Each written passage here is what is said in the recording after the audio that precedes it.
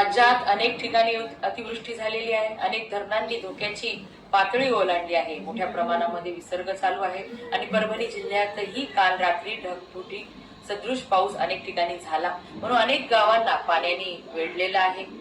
अनेक पुलांवरून पाणी वाहत आहे. मला अनेकांनी फोन केले की अजूनही आमच्या शेतामध्ये येऊन पंचनामे झाले नाही, पण सर्वांना मला एकच सांगायचे की काही मंडळ वगळण्याची म्हणूनही काही लोक चिंताग्रस्त आहेत.